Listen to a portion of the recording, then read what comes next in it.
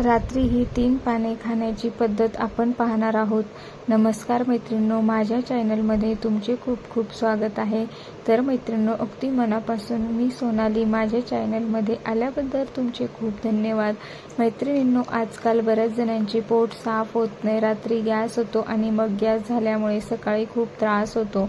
ही लोकांचे तर पोट फुगते, त्रास होतो, जडपणा वाटतो। तर त्यामुळे आपण इथे कोणतेही पाने खायचे आहेत ते आपण जाणून घेणार आहोत। रात्री झोपताना तर हे पहा, वेगवेगळ्या वनस्पतीचे लोक पाने खातात। इथे पेरूचे पाने आहेत, त्यानंतर तुळशीचे पाने आहेत, कढीपत्त्याचे पाने आहेत। तर मैत्रिणींनो, असे नाही की ती पाने खाल्ल्याने सकाळी लगेच फरक पडेल, कारण बरेच जणांचे शरीर वेगवेगळे असते। त्यामुळे कोणाला 8 दिवसांनी तर कोणाला 15 दिवसांनी फरक पडतो, पण नक्की फरक पडतो। हे 3 पाने कशी खावी हे मी तुम्हाला या व्हिडिओमध्ये सांगणार आहे। व्हिडिओ शेवटपर्यंत नक्की पहा आणि आवडल्यास चॅनलला सबस्क्राईब करा आणि व्हिडिओला लाईक करायला सुद्धा विसरू नका।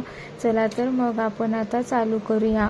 नंबर 1, तुळशीचे पाने। तर मैत्रिणींनो, आपल्या भारतीय परंपरेत तुळशीची पाने हे प्रत्येक घराच्या दारासमोर नक्कीच असतात, पण तुळशीची पाने हे खूप उपयुक्त असतात। दररोज तुळशीची पूजा सुद्धा केली जाते, पण तुळशीचे पाने हे आपल्या पोटासाठी सुद्धा खूप चांगले असतात। तुम्ही रात्री झोपताना तुळशीचे पाने खाल्ले तर सकाळी पोट साफ होते आणि आपण दररोज सकाळी उठल्या सुद्धा तुळशीचे पाने खाल्ले ना तर खूप चांगले असते। आपण चहामध्ये सुद्धा तुळशीचे पाने टाकतो, तूप बनवताना सुद्धा तुळशीचे पाने टाकतो, तसेच आपण आहारामध्ये सुद्धा तुळशीचे पाने घ्यायचे आहेत।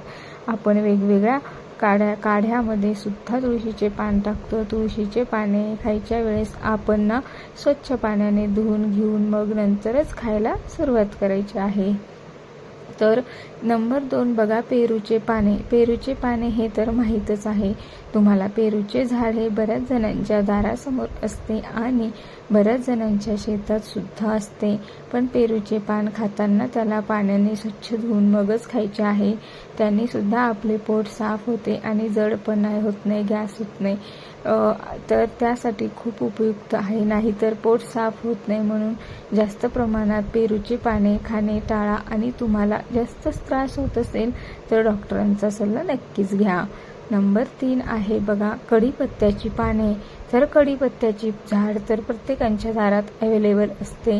तर अशा कढीपत्त्याची रात्री पान खाल्ले ना आणि सकाळी पोट साफ झाले असा मी तुम्हाला कुठलाही 100% गॅरंटी देत नाही, पण नक्की दररोज जर खाल्ले तर नक्कीच तुम्हाला फरक जाणवेल। आपण कढीपत्ता हा भाजीमध्ये, चटणीमध्ये, जसे की राईसमध्ये आपण वापरतोच। त्यानंतर आपण केसांना ऑइल बनवतो, त्याच्यामध्ये सुद्धा आपण कढीपत्ता टाकतो। कढीपत्ता हा खूप चांगला असतो। तर मग रोज पोट साफ होण्यासाठी काय करावे तर पहा मैत्रिणींनो, आपण नंबर 1 पहा, पुरेसे पाणी प्या। तर मैत्रिणींनो, आपण दररोज पाणी प्यायलाच पाहिजे। पाण्यामुळे आपले शरीर डिहायड्रेट होत नाही, आपले शरीर हायड्रेट राहते आणि पाण्याची पातळी जर कमी झाली तर आपल्याला थकवा सुद्धा जाणवतो आणि पाणी जर कमी प्रमाणात पिले, जेवण केल्यानंतर आणि पाणी नाही पिले तर आपल्याला पोट साफ न होण्याची समस्या निर्माण होते आणि गॅस सुद्धा व्हायला सुरुवात होते, जडपणा सुद्धा पोटामध्ये वाटतो। त्यामुळे पाणी पिणे हे खूप गरजेचे आहे आपल्या शरीरासाठी। तर नंबर 2, आपल्या आहारामध्ये फायबर वाढवा। तर आपण दररोज जेवण करतोच, पण आपल्या आहारामध्ये फळे, भाज्या, कडधान्य, सुकामेवा असणे खूप गरजेचे आहे, कारण त्याच्यामध्ये फायबर असते आणि त्याने सुद्धा आपले पोट साफ होण्यास मदत होते। हे कडधान्य खाणे खूप चांगले असते। नंबर 3, सकाळची दिनचर्या नियमित ठेवा।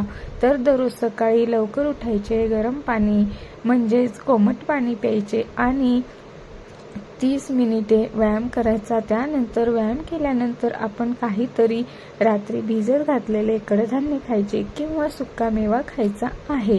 नंबर 4, रोज चालण्याची सवय लावा। तर मैत्रिणींनो, तुम्ही जास्त जर जर बसत राहिले ना तर त्याच्यामुळे सुद्धा आपल्याला पोटाच्या समस्या निर्माण होतात. त्याच्यामुळे जेवढे आपल्याला चालता येईल तेवढे चालत राहायचे आहे. त्याच्यामुळे आपले शरीर सुद्धा निरोगी राहते आणि आपल्या कुठल्या समस्या सुद्धा होत नाही. तर मी तुम्हाला हे 4 पाने खा आणि फरक जाणवा असा मी तुम्हाला ठामपणे सांगत नाही. त्यामुळे तुम्हाला रेग्युलर केले तर फरक पडेल. कारण आपण एक दिवस खातो आणि फरक नाही पडला तर म्हणतो की चुकीचे सांगितले आहे. असे काहीही मी तुम्हाला सांगत नाही. त्याच्यामुळे तुम्ही रोज पुरेसे पाणी पिणे सुद्धा गरजेचे आहे. आहाराकडे लक्ष देणे सुद्धा तेवढेच गरजेचे आहे. तर कोणी काळजी घ्यावी हे मी तुम्हाला आता सांगणार आहे. गर्भवती महिलांनी काळजी घ्यावी, लहान मुलांनी आणि जास्त वयस्कर असेल त्यांनी सुद्धा काळजी घ्यावी. आणि जर तुम्ही औषधी खात असाल तर त्यांनी सुद्धा हे पाने खाताना काळजी घ्यायची आहे. चला तर मैत्रिणींनो, आजचा व्हिडिओ कसा वाटला मला कमेंट सेक्शनमध्ये नक्की सांगा. आणि चॅनलवर नवीन असाल तर चॅनलला सबस्क्राईब करून नक्की जा. चला तर आता नंतर भेटूया आपण. धन्यवाद मैत्रिणी.